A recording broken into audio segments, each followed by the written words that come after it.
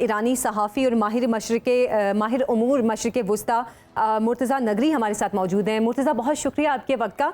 सबसे पहले इस जंग से पहले के जो हालात और वाक़यात थे उनके हवाले से मैं आपसे बात करना चाहूँगी।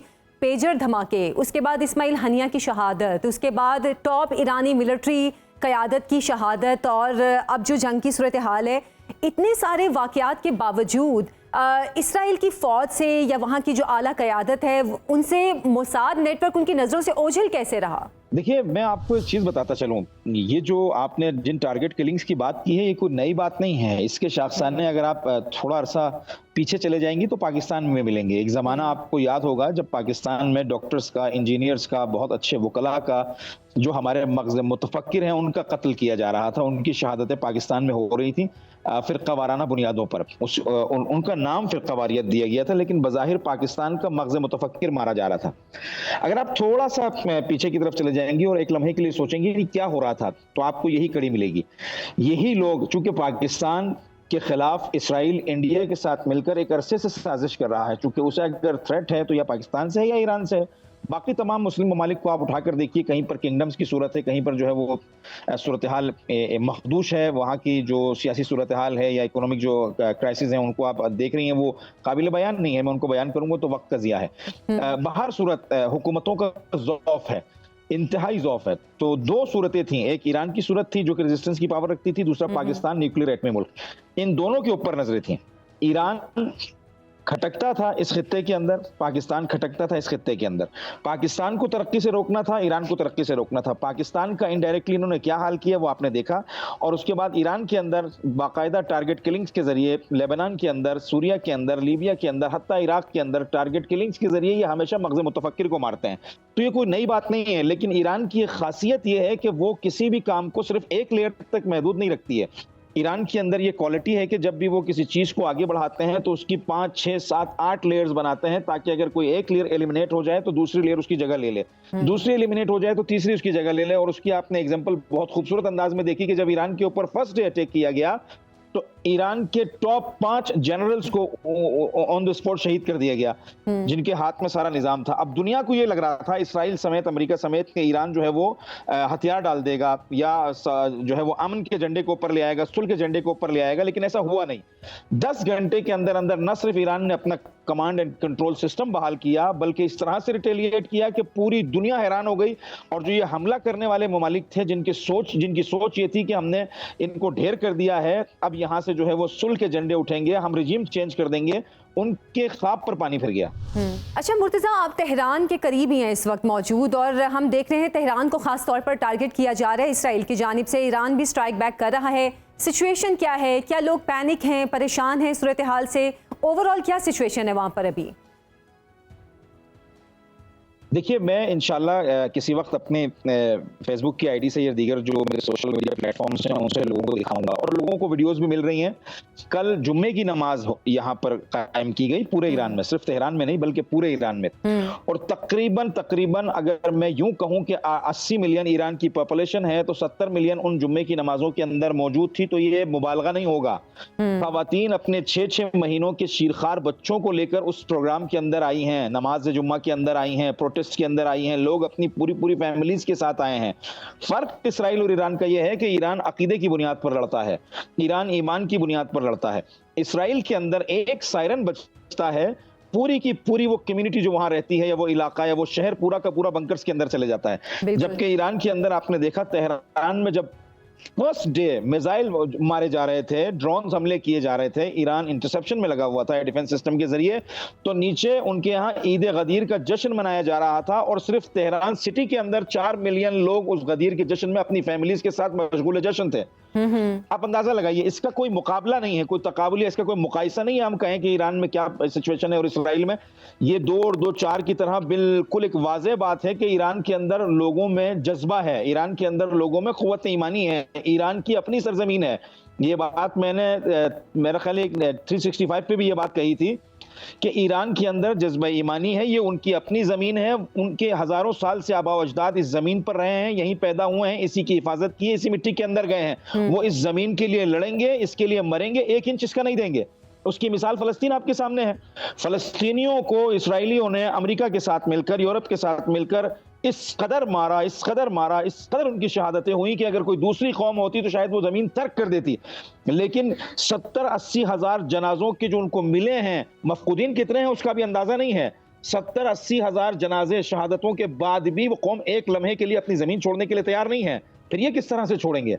वो जो किराए के लोग हैं, वो जो बाहर से पकड़ कर लाए गए लोग हैं, वो जो मजदूरी की बुनियाद पर लाए गए लोग हैं, वो छोड़ के जाएंगे इंशाल्लाह। और आप देखेंगे बहुत जल्द वो वक्त आएगा। और ये मैं जज्बाती बातें नहीं कर रहा हूं, ये हकीकत है कि किराए पर लाए गए लोग हैं। खुद इसराइल का वजीर आजम नेतन्याहू क्या उस जमीन से ताल्लुक रखता है? इसराइल की पूरी काबीना उस जमीन से ताल्लुक रखती है। 70 सालों में एक गिरोह को, एक जत्थे को लाकर वहां उन पर मुसल्लत किया गया और उन 70 सालों में गर्ब और अमेरिका ने अपना एक मिलिट्री बेस कायम किया इसराइल के नाम से। और वहां से पूरी दुनिया के अंदर, खास तौर पर गल्फ की जो कंट्रीज हैं जहां पर वसाइल हैं, इनके अंदर इनको काउंटर करने के लिए, इस खित्ते पर अपना भरम रखने के लिए, असर रसूख रखने के लिए एक जत्था इजाद किया गया जिसे एक मुल्क का नाम दिया गया। जबकि एक मिलिट्री बेस है नेटो और अमेरिका की, इसमें कोई दो राय नहीं है। तो यहां पर तो हालात बिल्कुल ठीक है, जिंदगी नॉर्मल चल रही है। मैं सुबह गया हूं, अपने बच्चों की स्कूल की फीसिस भरकर आया हूं, मैंने सारे निजाम किए हैं। कई जायरीन जो यहाँ पर बेचारे जा नहीं सके थे, किसी भी बुनियाद पर फंसे हुए थे, उनको लाके खाना खिलाया है, उनको वापस भेजा है। ये सारी एक्टिविटीज नॉर्मली चल रही हैं। मैं खरीदारी कर रहा हूं, मैं सब कुछ कर रहा हूं, आपके सामने बैठा हुआ इत्मीनान से बात कर रहा हूं। किसी बंकर में नहीं हूं, मेरा घर है ये। यकीनन ईरानी अवाम का जज्बा काबिले रश्क और काबिले तारीफ है, जो कि जंग की सूरत हाल में इस वक्त भी वो अपने रूटीन के मामलात के साथ साथ लोगों की मदद में भी पेश हैं। बहुत बहुत शुक्रिया। मुर्तज़ा नगरी हमारे साथ मौजूद थे। ईरान पर एटम बम बनाने का इल्ज़ाम लगाकर इसराइल का हमला और अमेरिका की हमले की तैयारी, क्या जो बड़ी ताकतें हैं ईरान में 2003 की इराक जंग का स्क्रिप्ट दोहराना चाहती हैं? जी, स्क्रिप्ट दोहराना तो किसी को जाहिर जंग का शौक तो नहीं है, but at the same time हर मुल्क ये रियलाइज करता है कि अगर जंग इम्पोज की जाए तो उसका जवाब देना चाहिए। एंड ईरान जो लोगों के हिसाब से नजर आ रहा है मुझे, लोग काफी तैयार हैं एंड लोग रेडी हैं। 2003 जो 1980 और 1988 के दरमियान जो ईरान इराक वॉर था, उसके दौरान लोग कहते हैं कि यहाँ पे लोगों ने बहुत ज्यादा कुर्बानियां दी हैं। तो this is nothing for them and they are ready to extend the war if they want and to get peace if they want, but they are saying that ये लोग कह रहे हैं कि ये किसी भी चीज को जबरदस्ती नहीं करेंगे, ना जंग जबरदस्ती करेंगे, ना पीस जबरदस्ती करेंगे। अच्छा जॉन, अमेरिका और इसराइल ईरान में रिजीम चेंज की बात क्यों करते हैं? क्या नई हुकूमत ईरान का एटमी प्रोग्राम खत्म कर देगी, इसलिए रूहानियों की हुकूमत खत्म करने की बात होती है? नई हुकूमत आएगी तो खत्म करेगी। आई फील नई हुकूमत आने के चांसेस जो मुझे नजर आ रहे हैं वो बहुत कम है। लोगों का जो जनरल सपोर्ट मैंने गेज किया है, मार्केट्स में जाके, स्ट्रीट्स पे जाके, पार्क्स पे जाके लोगों से पूछा है, यकीन करें कोई भी इस वक्त, I think Raza Shah Pahlavi तो बताया जा रहा है वो तो बहुत ही दूर, मतलब he is not even into the consciousness of Iranians, उनको तो लोग जानते ही नहीं है यहाँ पे इस तरीके का माहौल है।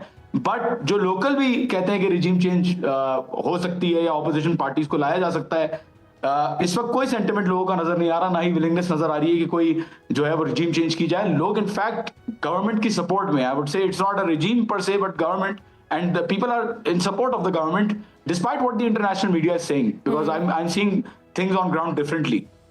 सही। अच्छा, ईरान में रिजीम चेंज का जो अमरीकी मंसूबा है ये कितना काबिल अमल है? क्या आप समझते हैं कि ईरान के हालात इस नहज पर हैं कि अवाम जंग के दिनों में हुकूमत के खिलाफ सड़कों पर निकल आए? और जैसे कि आजकल रजा पहलवी को भी हम सोशल मीडिया पर काफ़ी एक्टिव देख रहे हैं, तो क्या वो भी इस रिजीम चेंज के मंसूबे का हिस्सा होंगे?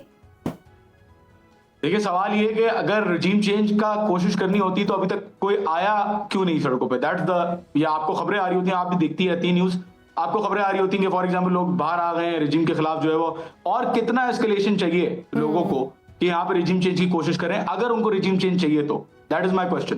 इफ पीपल आर नॉट, जाहिर है लोग बाहर नहीं आ रहे, तो यही तासुर जाता है कि यहाँ पे रिजीम चेंज की विलिंगनेस नहीं है, या अगर खौफ भी है लोगों को तो एटलीस्ट कोई तो यहाँ पे प्रोटेस्ट जैसे 2003 में हुए, 2017 में हुए, 2022 में हुए, कोई तो प्रोटेस्ट होता, but there is no protest happening. Reza Shah Pahlavi की जहां तक बात रही, Reza Shah Pahlavi and the Pahlavi monarchy and the Pahlavi dictatorship जो शुरू हुई थी, उसके बाद जो लोगों ने जुल्म देखे, जो भी सप्रेशन देखी, उसके बाद people are not willing to have them in power again. तो इसलिए आई थिंक के प्रोस्पेक्ट्स बहुत कम है उसके। अच्छा, पाकिस्तान में बहुत से एक और अहम इशू पर बात कर रहे हैं कि अब जबकि ये जंग शुरू हो चुकी है तो इजराइल ये कोशिश कर सकता है कि कोई फॉल्स फ्लैग ऑपरेशन करवा कर जो अमेरिका के इराक में या बाकी मुल्कों में जो उनके फौजी अड्डे भी हैं या जो उनके एसेट्स हैं उन पर हमला करवाकर तो ईरान के ऊपर ये इल्ज़ाम डाल दिया जाए। यकीनन ईरान की हुकूमत भी इस तरह की किसी भी कार्रवाई या प्लानिंग से वाकिफ़ होगी, या इस तरह की कोई बातें सामने आ रही हैं कि ईरानी हुकूमत इस तरह की प्लानिंग को रोकने के लिए कुछ कर रही है? देखें, फॉल्स फ्लैग ऑपरेशन ईरान की हुकूमत जो है वो बेसिकली दे आर इनडिफरेंट, वो उनको फर्क नहीं पड़ता अगर फॉल्स फ्लैग ऑपरेशन भी हो। जहाँ तक मैंने बात की है यहाँ पे ऑफिशियल से, इनको फर्क नहीं पड़ता अगर फॉल्स फ्लैग ऑपरेशन भी हो। सवाल ये है, आई थिंक इम्पोर्टेंट इस कॉन्टेक्स्ट में जो आपने पूछा, बिल्कुल सही पूछा। ये एक और सवाल चीज है कि डोनाल्ड ट्रंप साहब अपने बयान क्यों इतना फ्रीक्वेंटली चेंज कर रहे हैं, और सेकेंडली अगर निगोशिएशंस के लिए कर रहे हैं तो क्यों निगोशिएशंस के दौरान ईरान स्ट्राइक कर रहा है कॉन्स्टेंटली इसराइल को। आई थिंक ये दो चीजें अगर हम लोग मिला लें तो नजर क्लियरली आता है कि अगर फॉल्स फ्लैग ऑपरेशन भी होता है या अगर कोई ऐसी कॉन्स्पिरेसी होती है तो Iran will continue its operation normally, जिस तरीके से वो जो अटैक्स कर रहा है, जो रिटेलिएशन कर रहा है, वो नॉर्मली करेगा। फॉल्स फ्लैग ऑपरेशन का बहाना सद्दाम का यूज करना, सद्दाम एक कंप्लीटली डिफरेंट सिस्टम डिपेंडेंसी थी वेस्ट के ऊपर। वेस्ट रशिया पूरा सपोर्ट कर रहा था सद्दाम को केमिकल वेपन्स दिए हुए थे, सद्दाम के पास एड बहुत सारी थी, सद्दाम के पास पूरी वेस्ट की सपोर्ट के साथ साथ अपनी टेक्नोलॉजी और ऑयल रिजर्व्स थे। तब भी ईरान जो है वो कामयाबी के साथ सद्दाम के साथ मुकाबला करके जंग के ऊपर हावी हो गया। तो आई थिंक कि यहाँ पे तो अब ईरान और ज्यादा स्ट्रांग है और जो है and we can only see what time tells us, ये तो वक्त ही बताएगा।